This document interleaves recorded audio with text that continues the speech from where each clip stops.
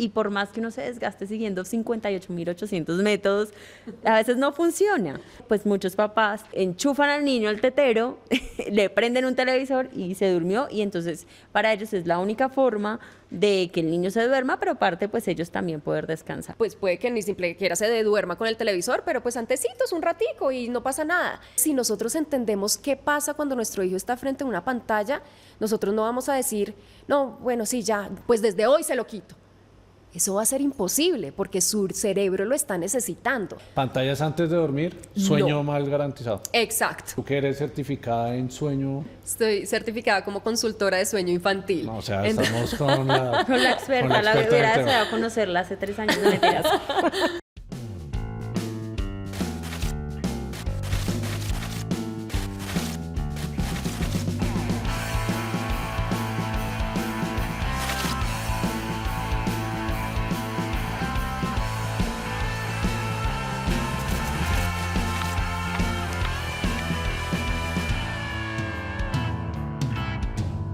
Hola, hola, bienvenidos a este primer episodio de No es por molestar. Así que si algo nos sale mal, por favor, finjamos que fue a propósito. Yo soy Lorena Otero y hago parte de este experimento. Estamos aquí aprendiendo todos de diferentes temas que nos pueden interesar, como temas de psicología, de tecnología, gamers y demás, sin tecnicismos y a la pepa. Y yo soy David Vega, más que todo vengo a escucharlos y obviamente acompañar a nuestra host principal, que es Lore. En este primer episodio pues vamos a abordar un tema que a nosotros como papás es de interés de a muchos, y es el tema de la tecnología en los niños. Cuándo dar pantallas, cuánto tiempo es necesario, cómo se cambió esta dinámica, digamos, los que tuvieron hijos antes, como en el caso de David, y cómo las redes sociales y la tecnología pues debemos tener un manejo adecuado. Y por eso invitamos a una súper experta que tiene más de 15 años de experiencia en psicología infantil. Bienvenida, Olga Lucía. Muchas gracias por acompañarnos acá en este primer episodio de No es por molestar. Muchas gracias a ustedes por la invitación. Entremos en materia. Yo sí, este tema lo tenía muy pendiente desde siempre, es ¿a qué edad es recomendable darle una pantalla a nuestros niños o niñas? Mira, ahí hay muchas discusiones y hubo la última actualización de la Academia Española de Pediatría. Nos dice, antes era que de 0 a 2 años, 0.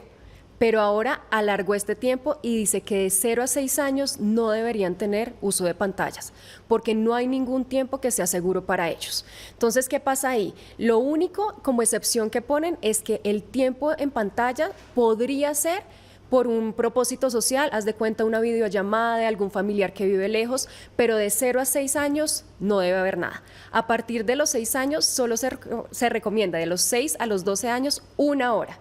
Y ahí se incluye también temas, si hay como temas académicos, de tareas, entonces solo es 1 hora al día.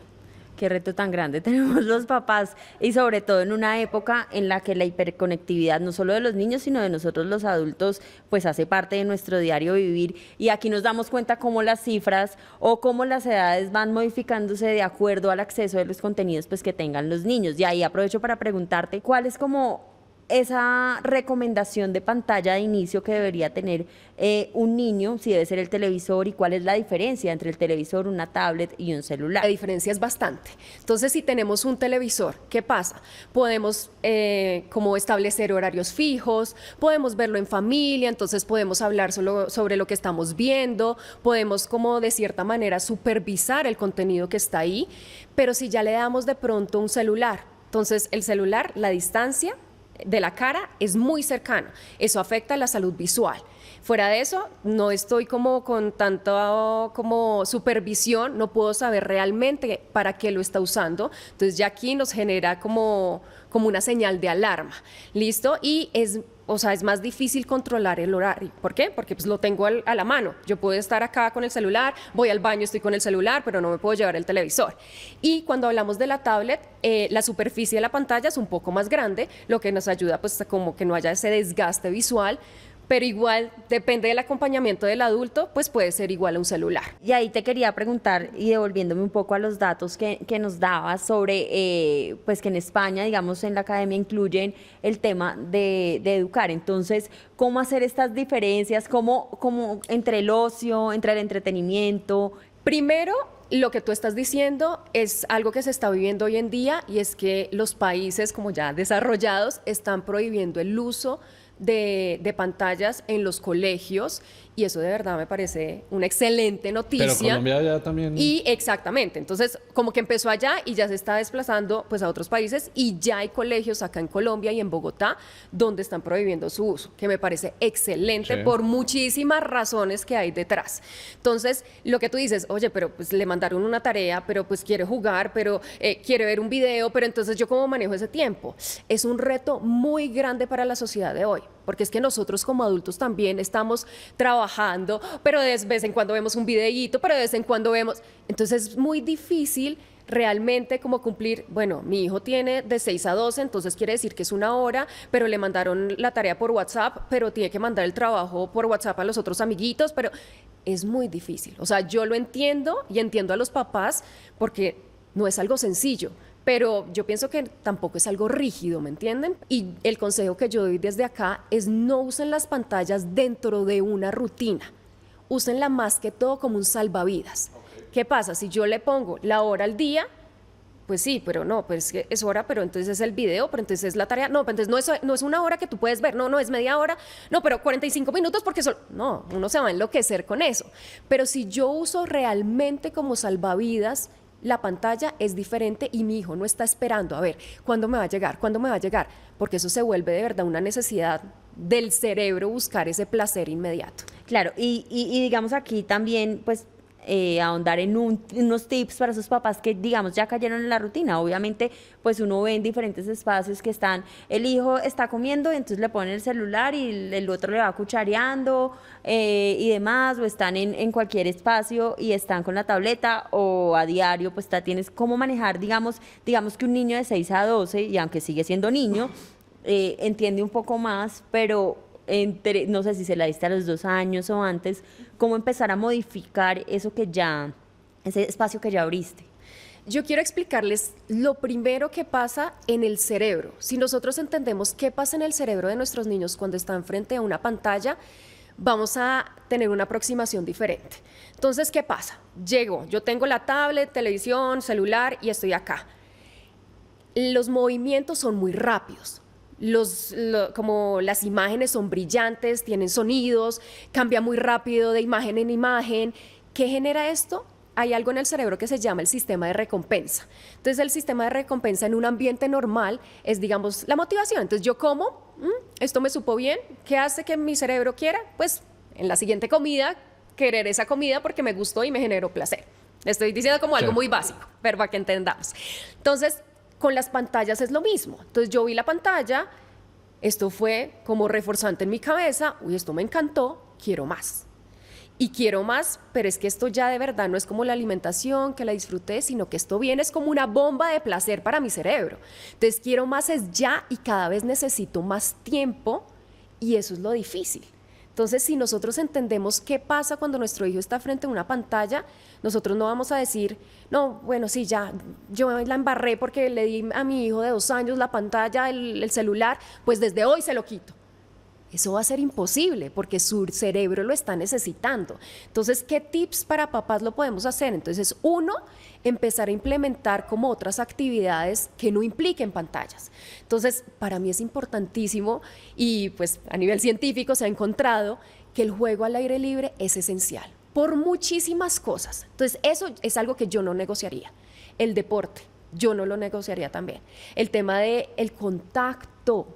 O sea, cuando hablamos de conexión con las personas y nuestras figuras de apego, el contacto es, ven, te estoy mirando, ven, te estoy tocando, te estoy poniendo atención, estoy a tu mismo nivel. Eso para el cerebro es muy importante.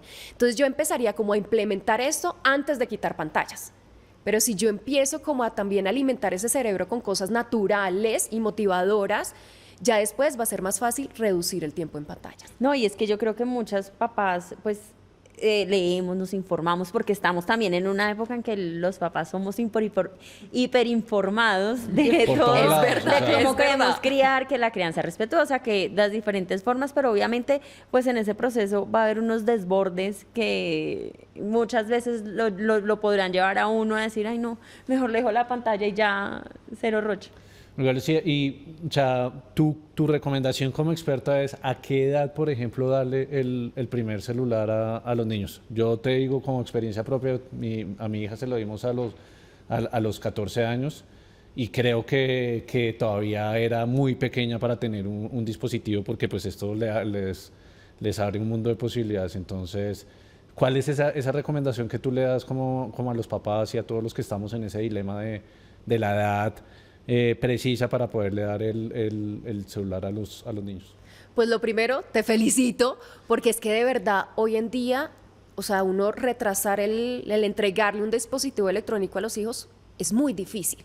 Y el ambiente social presiona, por lo que ustedes decían, pues ya mis amigas todas tienen celular y yo soy la única y entonces mandan las tareas por ahí, entonces yo no me entero y entonces uno también como que, ¿qué hago? ¿Doy o no doy? Entonces, como recomendación, uno dice, miren, atrasen lo más que puedan, pero por lo menos traten de llegar a los 13 años. ¿Y qué pasa? Si ustedes me lo dicen a mí, pues esto ya es una utopía, pero yo lo atrasaría mucho más. ¿Por qué? Porque esa parte de acá, esta parte prefrontal del cerebro, es la encargada de toma de decisiones, de inhibición, bueno, de las funciones ejecutivas como superiores.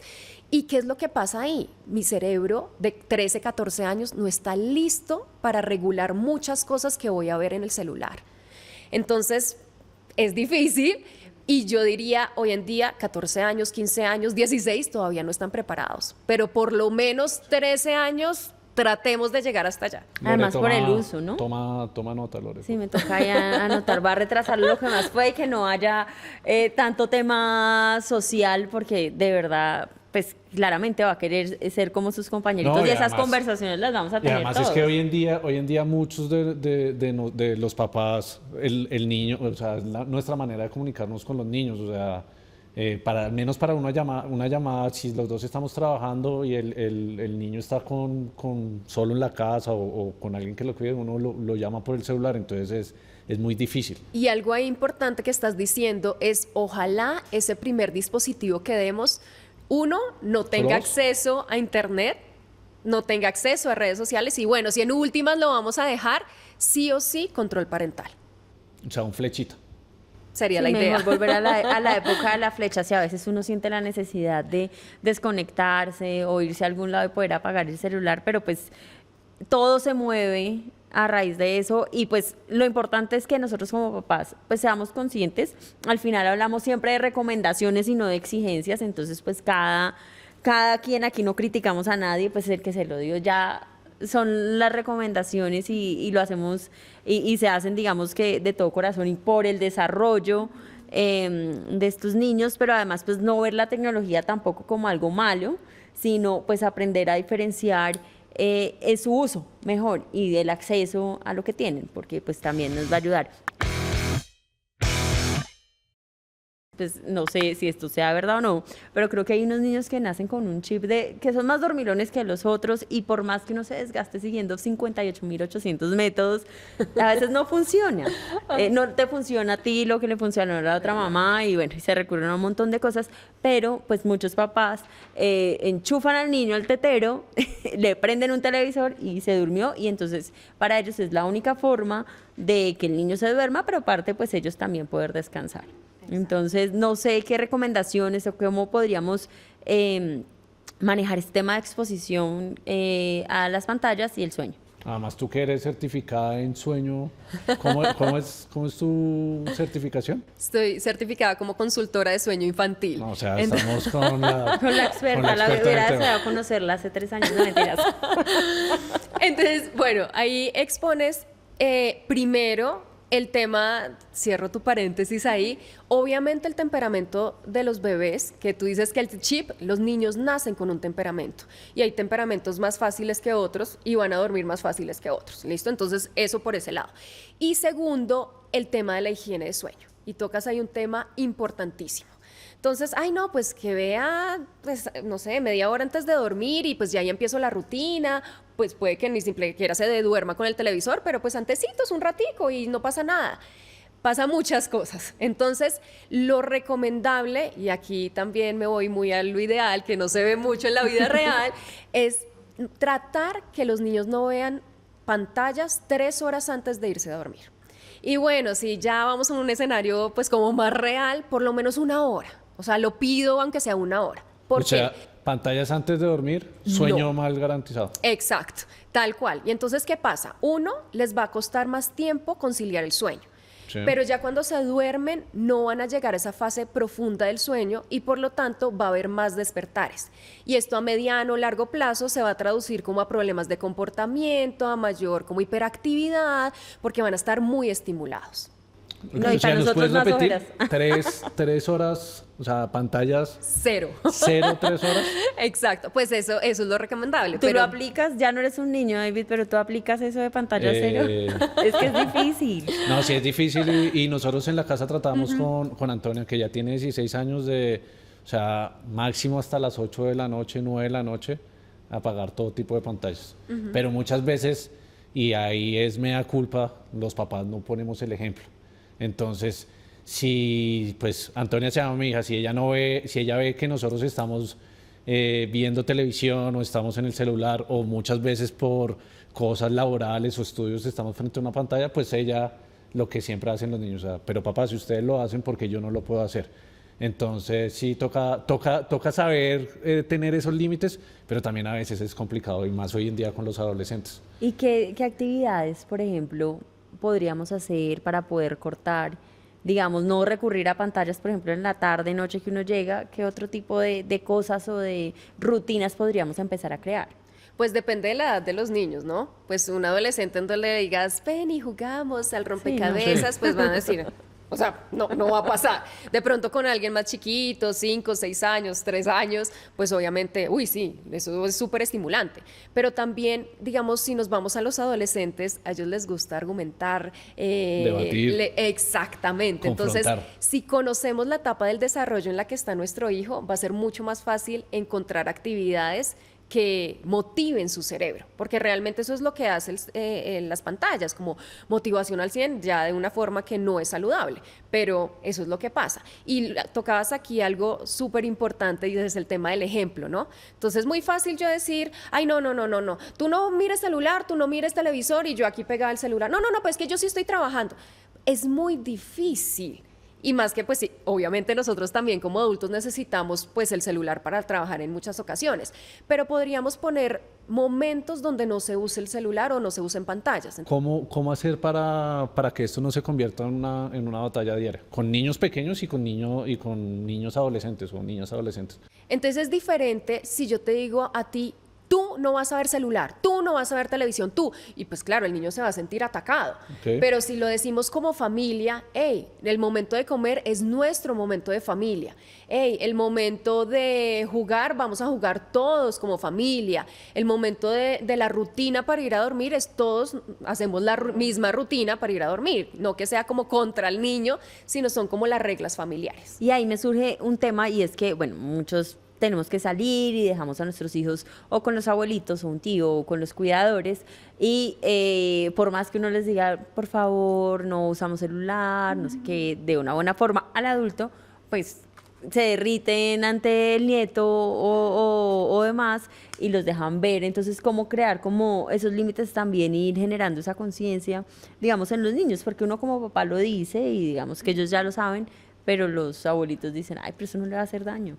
Entonces, obviamente, para ellos también, pues también es fácil simplemente poner televisión y ya, y pues, o sea, uno de adulto tiene la percepción de, pues yo vi televisión y a mí no me pasó absolutamente nada.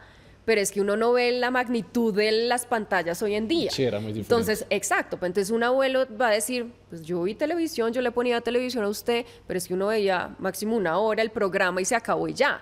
Entonces, lo más fácil para nosotros como papás y práctico es, pues dependiendo de la edad de los niños, hacer rutinas visuales. Si nosotros le entregamos al abuelo, mira, esto es lo que debe hacer Pepito hoy, entonces primero juega con plastilina, después va a leer un cuento, después usa un rompecabezas, no sé qué, ya él va a tener la estructura y ya sabe qué hacer. Pero un abuelo no va a saber, a ver, ¿yo qué hago ahora con el niño? No, yo ahora qué me invento, qué juego. No, tú ya le entregaste una estructura de rutina. O sea, nos toca organizarnos y no recurrir al elemento más fácil. Y bueno, y supongo que en caso de que se presente pataleta, llanto y demás, pues hacer el acompañamiento y no caer, ¿cierto? O sea, son muy firmes como con los límites. Y yo no sé, pero ¿Tú qué dices? O sea, pantallas en el cuarto, ninguna. Digamos, en mi caso, eso sería un no negociable.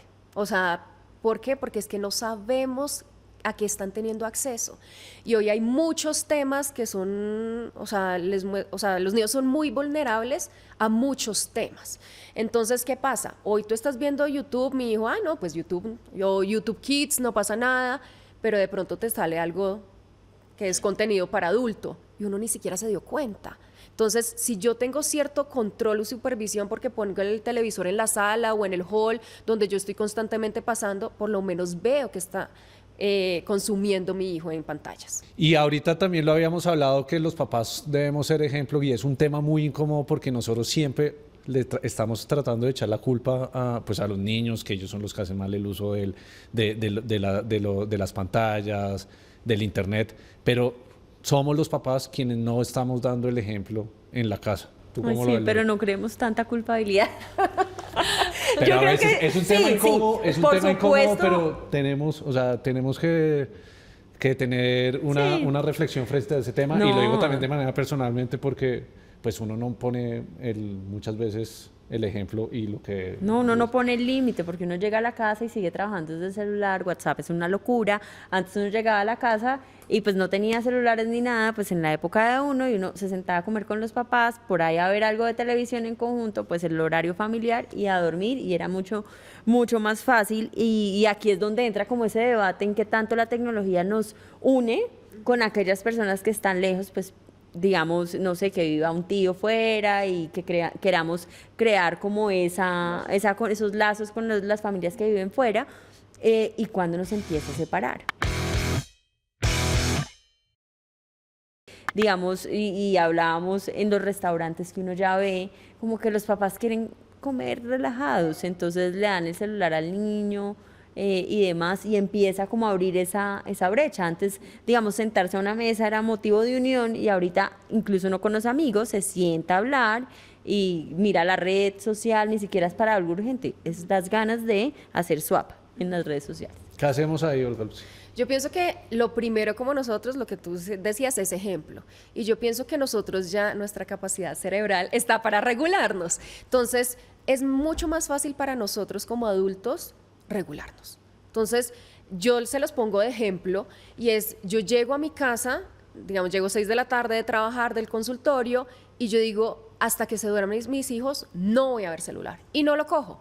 Pero no es como, a ver, ¿quién me escribió? A ver, ¿será que me llamaron? No, o sea, estoy realmente presente, y realmente son máximo 2 horas, que de verdad no es mucho. O sea, y entonces si nosotros nos empezamos a poner metas de decir, bueno, voy a estar 1 hora con mis hijos compartiendo realmente y estando presente, eso va a hacer la diferencia. O sea, no tienen como, hoy en día, todo el día no voy a ver el celular. Pues no va a pasar, tenemos que ponernos metas reales, pero yo sí pienso que debe haber unos no negociables. Okay. O sea, el hecho de comer, lo que tú decías, es un no negociable, no hay celular.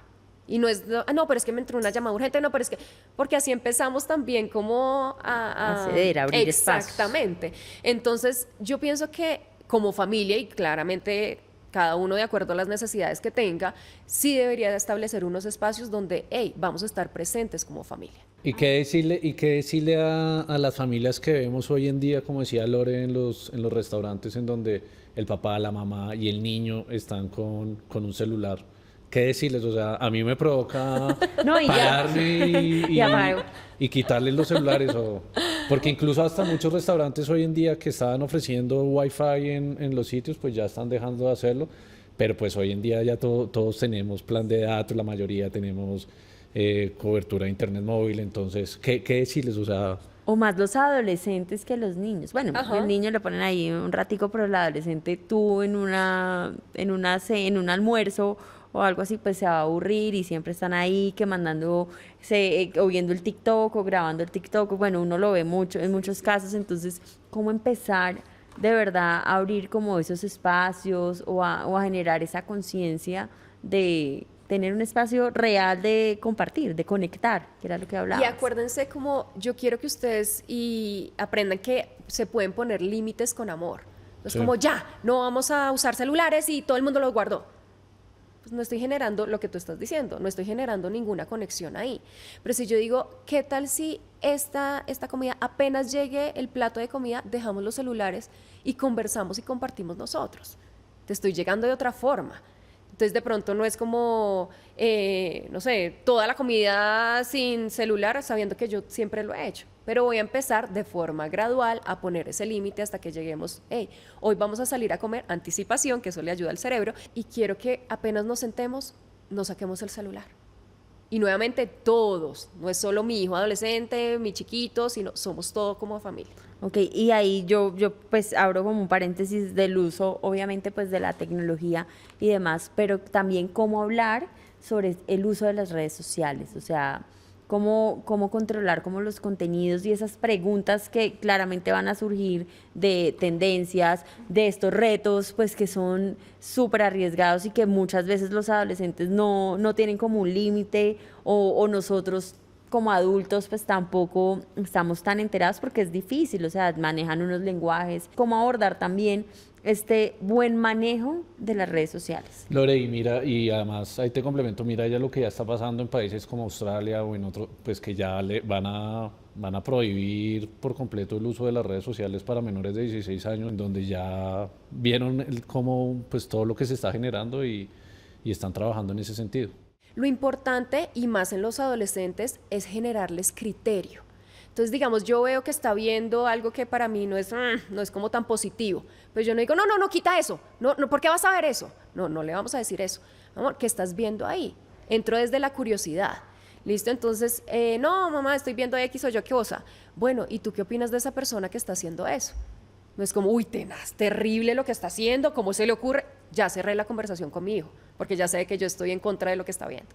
Pero si yo entro desde la curiosidad, desde saber por qué lo ve, le voy construyendo criterio. Oye, ¿qué consecuencias? ¿Qué pasará después con esa persona? Hey, ¿qué pasará con ella, de pronto su familia? O sea, consecuencias propias y consecuencias en los demás.